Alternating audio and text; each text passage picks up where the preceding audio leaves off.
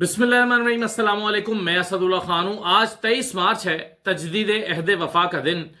इस दिन हम पाकिस्तान को अजीम बनाने के अज़्म का इयादा करते हैं, दोहराते हैं उस वादे को। हम कहते हैं हम पाकिस्तान को अजीम बनाएंगे, इसको नाकाबिले तस्खीर बनाएंगे, अपनी ताकत का इजहार भी करते हैं, परेड भी करते हैं, तकारीर भी होती हैं, परचम भी लहराते हैं।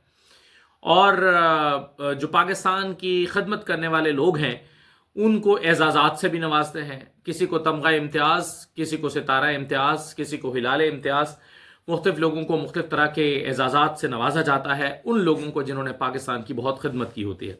आज 23 मार्च है। आज सदर पाकिस्तान आसिफ अली जरदारी ने एक जो तकरीब थी, मरकज़ी तकरीब, उससे खिताब किया, सदारती खिताब किया। और उनका खिताब हर तरफ वायरल है और हर तरफ उसके बहुत चर्चे हैं। अब उसका कंटेंट जो है उस पर तो बात कम हो रही है या नहीं हो रही है, उनके अंदाज़े गुफ्तगू और अंदाज़े खिताब पर बात हो रही है। क्यों इसको इतना मौजू बनाया गया है? अगरचे ये तवील खिताब है, लेकिन 2-2.5 मिनट का एक क्लिप मैंने निकाला है आपको सुनवाने के लिए। ज़रा आप 2-2.5 मिनट का ये क्लिप देख लीजिए, फिर मैं इस पर बात करता हूँ कि ये क्यों वायरल है और इस पर क्यों बात हो रही है। ज़रा देखिए।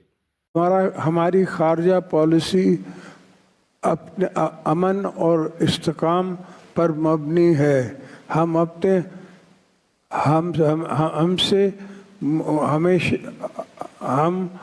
अपने हमसाए मुल्क और आलमी बरादरी के साथ मजबूत ताल्लुक़ कायम करना की ख्वाहिशमंद हैं, जो बहमी इंतज़ाम और मुस्तक़िल खुशहाली की बुनियाद पर हो। हमारे मुशाइल मुसल्लह अफ़वाज और कानून नाफिज करने वाले इदारे मादर वतन की हिफाजत के लिए अजीम कुर्बानी दे रहे हैं। हम मकबूजा कश्मीर के गयूर अवाम से भरपूर इज़हार यकजहती करते हैं ताकि खुद इरादी के लिए दुनिया के हर फोरम पर उनके लिए आवाज़ उठाएंगे। आलमी बरादरी फ़लस्तीन अवाम के नस्ल कुशी रोकने के लिए फौरी फैसला कुन इक़्तिदाम करे। फ़लस्तीन अवाम को बग़ैर किसी बैरूनी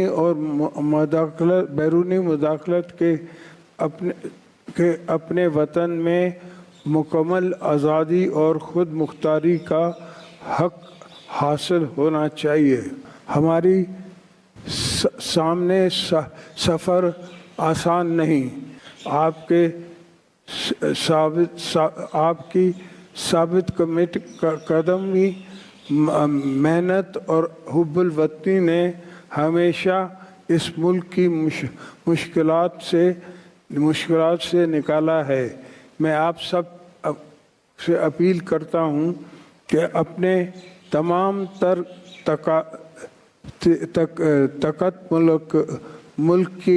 ताकत मुल्क की तरक्की के लिए वक़्फ़ कर दें। हमें एक ऐसा पाकिस्तान बनाना है जो ताकतवर, तरक्की याफ्ता और इंसाफ पर मुबनी हो। अल्लाह ताला हमें इज़्ज़त और अज़मत और सरबुलंदी के राह पर चलाए के इत्तेफाक से अता फरमाए। आमीन। आमीन। अच्छा, ये जरदारी साहब की तवील तकरीर में, तवील से मुराद है कि 10-12 मिनट की, शायद 13 मिनट की तकरीर थी। उसमें से जो है वो ये 2.5 मिनट का क्लिप मैंने सुनवाया। तो इसका मतलब ये नहीं है कि जो जहाँ जहाँ वो लड़खड़ाए हैं, जहाँ जहाँ उनकी ज़बान लड़खड़ाई है, वहाँ से क्लिप निकाल के मैंने आपको सुनवा दिया, ऐसा नहीं है। बल्कि उनकी पूरी तकरीर ही इस तरह की थी। अगर आप पूरी तकरीर भी सुन ले तो आपको अंदाज़ा होगा। अब कहा जाता है कि जो लीडर होता है उसकी जो पहली क्वालिटी होती है वो उसकी स्पीच होती है, वो अंदाज़ गुफ्तगू होता है, वो किस तरह से करता है। ये आसिफ जरदारी साहब जो हैं उम्र के इस हिस्से में, कि जब सदर बनाए जाने से पहले उनकी तबीयत की नासाजी की बहुत खबरें आया करती थी, और आसिफ जरदारी साहब जो हैं उनके बारे में, और वो जब अदालत जाते थे तो व्हील चेयर पर जाया करते थे, चल नहीं सकते थे, लेकिन उनको बहरहाल सदर बना दिया गया।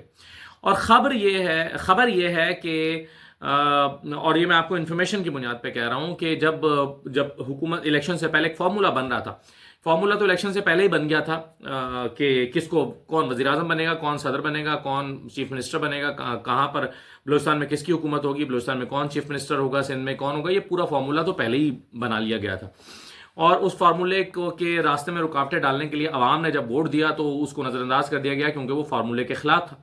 اچھا، اب جب فارمولا بن رہا تھا تو مختلف آپشنز کو ٹرائی کیا گیا یا ڈسکس کیا گیا، زیر غور لایا گیا. اس میں سے ایک آپشن یہ بھی تھا کہ 50-50 جو ہے وہ دونوں کو، پیپلز پارٹی اور پی ایم ایل این کو آدھا وقت حکومت کرنے کے لیے دے دیا جائے. دونوں کی ایک اکٹھی حکومت بنائی جائے، آدھا وقت پیپلز پارٹی حکومت کرے، آدھا وقت جو ہے وہ نون لیگ حکومت کرے. اور پیپلز پارٹی میں جس شخص کو وزیر اعظم بنانے کا غور کیا گیا کہ جس کو وزیر اعظم بنایا جائے گا، آپ حیران ہوں گے کہ پہلے مرحلے میں بلاول کو نہیں بلکہ آصف زرداری کو وزیر اعظم بنانے پر غور کیا گیا کہ آدھا ٹائم جو ہے آصف زرداری کو وزیر اعظم بنا دیا جائے.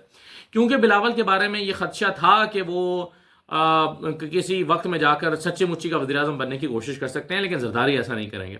جیسے نواز شریف جو ہے وہ اپنے آپ کو اصل وزیر اعظم سمجھنے لگتے ہیں، بعد میں وزیر اعظم بننے کے بعد انہیں لگتا ہے کہ وہ اصل سچی مچی کے وزیر اعظم ہیں، لیکن شہباز شریف کو ایسا نہیں لگتا، اس لیے شہباز شریف ہی پہلی چوائس رہتے ہیں. اسی طرح سے آصف زرداری صاحب جو ہیں ان کی تابعداری پہ کوئی شک نہیں ہے. بلاول کی تابعداری پہ ابھی اس وقت شک کیا جا رہا تھا کہ بلاول جو ہیں وہ ایسا نہ ہو کہ وزیر اعظم بننے کے بعد تھوڑے سے اڑیل ہو جائے. تو یہ وہ شخص ہیں آصف زرداری جن کو غور کیا گیا کہ 5 سال میں سے آدھا ٹائم ان کو وزیر اعظم بنایا جائے. تو اس شخص کی حالت آپ دیکھیے، پوری دنیا میں ریٹائرمنٹ کا ایک کانسیپٹ ہوتا ہے کہ ایک شخص جو ہے وہ خاص مدت کے بعد پرفارم کرنے کے قابل نہیں رہتا، اس کے اعصاب جواب دے دیتے ہیں، اس کے ریفلیکسز کمزور ہو جاتے ہیں، اس کی زبان اس کا ساتھ نہیں دے رہی ہوتی ہے، اس کی سوچنے سمجھنے کی صلاحیت کم ہو جاتی ہے، وہ باتیں بھولنے لگتا ہے، بات کرتے کرتے بھول جاتا ہے. آصف زرداری صاحب کی عمر میں اکثر لوگ جو ہیں وہ جب کوئی گفتگو کر رہے ہوتے ہیں تو گفتگو کرتے کرتے بھول جاتے ہیں وہ کیا بات کر رہے تھے، اور وہ اچانک بات کرتے کرتے اپنے بچپن پہ نکل جاتے ہیں، کبھی لڑکپن کی قصے سنانے لگتے ہیں، کبھی جوانی میں چلے جاتے ہیں، اور اس کے بعد پھر انہیں یاد دلانا پڑتا ہے کہ آپ کیا بات کر رہے تھے، اور یا بعض اوقات وہ خود ہی پوچھتے ہیں کہ میں کیا بات کر رہا تھا. اس عمر کے لوگوں کے ساتھ اکثر یہ مسئلہ ہوتا ہے، اور یہ میں مذاق اڑانے کے لیے قطعاً نہیں کہہ رہا. یہ جو بڑی عمر کے لوگ ہیں 75-80 سال کی عمر کو پہنچتے ہیں، اکثر ان کے ساتھ یہ ہوتا ہے. اور کچھ لوگوں کے ساتھ یہ پہلے ہو جاتا ہے، کچھ لوگ اپنے حواس کو زیادہ دیر تک برقرار رکھ پاتے ہیں، کچھ لوگ 90 سال کی عمر میں بھی ہوش و حواس میں رہتے ہیں اور صحیح گفتگو کر رہے ہوتے ہیں. لیکن ڈپینڈ کرتا ہے کہ اس کی ذہنی اور جسمانی حالت کیسی ہے. تو یہ آصف زرداری صاحب کے ساتھ بڑی زیادتی ہے کہ انہیں اس عمر میں لا کر صدر پاکستان بنا دیا گیا ہے. آپ کہیں گے کہ صدر پاکستان کا نے کیا کرنا ہوتا ہے، اس کی کوئی ذمہ داری جو ہے اس طرح سے تو ہوتی نہیں ہے، کوئی اس کا اتنا امپورٹنٹ رول نہیں ہوتا، لیکن پھر بھی وہ وفاق کی علامت ہوتا ہے، وہ ہیڈ آف دا اسٹیٹ ہوتا ہے، وہ اسٹیٹ کو ریپرزینٹ کر رہا ہوتا ہے. اور اسٹیٹ کو ریپرزینٹ کرنا چاہے علامتی طور پر ہی ہو، تو علامتی طور پر ہونا تو پھر اور اچھی بات ہے کہ علامت اچھی ہونی چاہیے، یعنی اور ضروری چیز ہے کہ علامت پھر اچھی ہونی چاہیے. اگر یہ ہے ہی علامتی اور اس کا کوئی اور کردار نہیں ہے، صرف علامتی کردار ہے، تو پھر علامتی طور پر تو پھر بہت ہی کوئی ایکٹیو، سمجھدار، بڑا کوئی پریزنٹیبل شخص جو ہے اس کو ایک اسٹیٹ کی علامت ہونا چاہیے. لیکن پوری دنیا میں آج آصف زرداری صاحب کی اسپیچ کی وجہ سے پاکستان کا مذاق بنا ہے، اور آصف زرداری صاحب کو یہ ذمہ داری تفویض کرنے والے بھی جو ہیں شاید وہ بھی سوچ رہے ہوں گے کہ یہ کیا ہوا. ہمارے یہاں ایسی بیسیوں مثالیں ہیں کہ پچھلے دنوں جس ایک شخص کو جو ہے وہ میرا خیال ہے لاپتہ کمیشن کا سربراہ بنایا گیا تھا کہ ادھر اعلان ہوا، ادھر ان کی وفات ہو گئی. اسی طرح سے ماضی میں کئی مثالیں ہیں کہ آپ نے کسی کو امپورٹنٹ ذمہ داری کے لیے دی اور وہ بیچارہ بستر مرگ پر تھا اور اس کو ذمہ داری آپ نے دے دی اور وہ چل بسا. فخر الدین جی ابراہیم کو عمر کے اس حصے میں جا کر اہم ترین ذمہ داری دی گئی جہاں پر وہ ایماندار اور نیک اور اچھے آدمی ہوتے ہوئے بھی کوئی پرفارم کر نہیں سکتے تھے اور نہیں کر سکے، اور پھر وہ چل بسے. تو ایسے مطلب کوئی پاکستان میں اور پوری دنیا میں کہ ریٹائرمنٹ کا کانسیپٹ ہوتا ہے، لیکن کیا ہمارے ہاں کوئی ریٹائرمنٹ کا کانسیپٹ نہیں ہے کہ ایک شخص جب اپنی ڈیوٹیز پرفارم نہیں کر پا رہا تو اب آرام کرے، پیٹرن ان چیف بن جائے، وہ گھر بیٹھے، وہ سرپرستی کر لے، وہ کو مشورے دے دیا کرے، وہ اپنی اننگز کھیل چکا ہے. کیا کوئی شخص پاکستان میں نہیں ملتا کہ جس کو صدر کے عہدے پر فائز کیا جاتا؟ تو یہ بہت ہی میرا خیال ہے افسوسناک اور سوچنے کی بات ہے کہ ایسا کیوں ہو رہا ہے.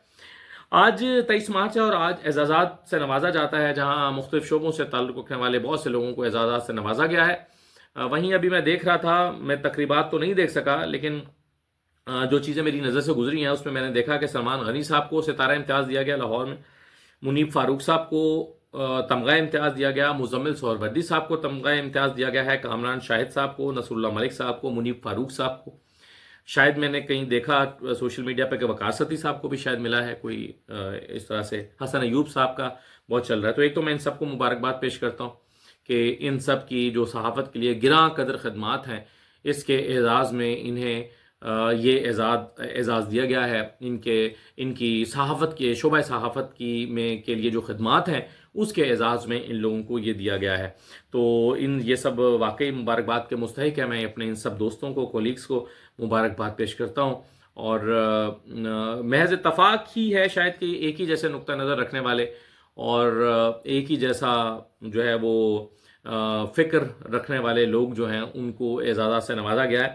لیکن بہرحال اس کا مطلب یہ نہیں ہے کہ یہ لوگ قابل نہیں ہیں یا میرے لیے بڑے قابل احترام ہیں۔ میں سب کو مبارکباد پیش کرتا ہوں اور دعا گو ہوں کہ ہم جیسے اور بھی جو دوست ہیں جو حکومت پر تنقید بھی کر رہے ہوتے ہیں، کرٹیسزم بھی کرتے ہیں، ان میں بھی کچھ لوگوں کو اس اعزاز کے لیے کوئی بھی حکومت جو ہے وہ ان کو بھی کنسیڈر کرے اس طرح کی چیزوں کے لیے۔ آخر میں دیکھیے علی امین گنڈا پور صاحب جو ہیں وہ 4 روز سے اسلام آباد میں مقیم ہیں۔ علی امین گنڈا پور صاحب جو ہیں ان کو عمران خان سے ملنا ہے، عمران خان صاحب سے ملنے کے لیے وہ 4 دن سے اسلام آباد میں ہیں۔ اچھا، وہ اسلام آباد میں بتایا گیا کہ وہ اس لیے ہیں کہ وہ ملاقات کی اجازت مانگ رہے ہیں۔ اچھا، ظاہر ہے انہیں کوئی ہوپ ہوگی، انہیں کوئی امید ہوگی کہ وہ ملاقات کر سکتے ہیں، مل سکتے ہیں، تبھی تو میرا خیال ہے کہ وہ یہاں پر ٹھہرے ہوئے ہیں۔ لیکن پھر بھی اس میں حیرت کی بات یہ ہے کہ وہ جا کے بھی تو واپس آ سکتے ہیں۔ بہت اہم ایک لمحہ وزیر اعلیٰ کا بڑا اہم ہوتا ہے، وہ چلے جائیں، جب ان کو پتہ چلے کہ وہ انہیں ملاقات کی اجازت مل گئی ہے تو وہ آ سکتے ہیں۔ ویسے تو ان کے ترجمان نے کہا ہے کہ ان کو اجازت لینے کی ضرورت ہی نہیں ہے، وزیر اعلیٰ کبھی بھی کسی بھی جیل میں جا سکتا ہے، اس کے پاس یہ اختیار ہوتا ہے۔ لیکن بہرحال یہاں پر تو عدالت کے حکم پر بنائے جانے والے کمیشن کو بھی اجازت نہیں ملتی کہ وہ جائے اور جیل میں چلا جائے اور جا کر عدالت حکم پر ملاقات کر لے قیدیوں سے، یہ بھی نہیں ہوتا۔ تو وزیر اعلیٰ کو کون جانے دے گا، کیسے جانے دے گا انٹل انلیس کہ انہیں اجازت نہ ملے گی۔ تو علی امین گنڈا پور اگر واپس چلے بھی جائیں، 2 گھنٹے کی ڈرائیو ہے، اگر انہیں اجازت ملے گی تو وہ واپس آ کر عمران خان سے ملاقات بھی کر سکتے ہیں۔ تو صوبے کو پیچھے چھوڑ دینا اور ایسے میں جو ہے وہ محض 4 دن سے اسلام آباد میں بیٹھا، یہ تھوڑا حیران کن ہے کہ وہ ایک صوبے کے چیف منسٹر ہوتے ہوئے 4 دن سے اسلام آباد میں کیا کر رہے ہیں۔ بتایا یہی گیا ہے کہ وہ اسلام آباد سے ملاقات کے عمران خان سے ملاقات کے خواہش مند ہیں، اس لیے اسلام آباد میں مقیم ہے۔ عمران خان سے ملاقات جو ہے ان کی اگر وہ رکے ہوئے ہیں تو اس کا مطلب یہ ہے کہ 1 آدھ دن میں ہونے والی ہے۔ اگر ایسی کوئی اور صورت نہیں ہے ملاقات کی تو پھر وہ یہاں پر رکے ہوئے ہی کیوں ہیں۔ لیکن ہماری خبر یہ ہے کہ علی امین گنڈا پور صاحب اس بات کے بڑے حامی ہیں، اور اس سلسلے میں پہلے بھی انہوں نے عمران خان کے لیے یہ پیغام بھیجا تھا کچھ اور لوگوں کے ذریعے۔ اب وہ یہ پیغام خود لے کر جانا چاہتے ہیں اور بڑے حامی ہیں اس بات کے کہ عمران خان صاحب جو ہیں انہیں سنجیدگی کے ساتھ کنسیڈر کرنا چاہیے کہ جو باہر آنا ہے وہ بہت ضروری ہے۔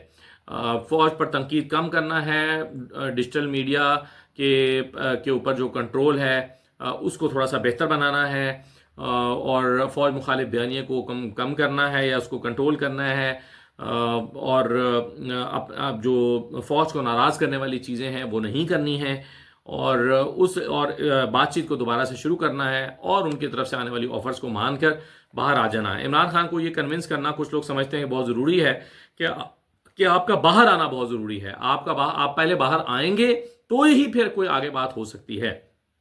اور عدالتوں سے عمران خان کو یہ یقین دلانا چاہتے ہیں کچھ لوگ کہ ان کی ساتھی، ان کے پارٹی کی کچھ لوگ، کہ عدالتوں سے آپ کی رہائی ممکن نہیں ہے، احتجاج کے ذریعے آپ کی رہائی ممکن نہیں ہے۔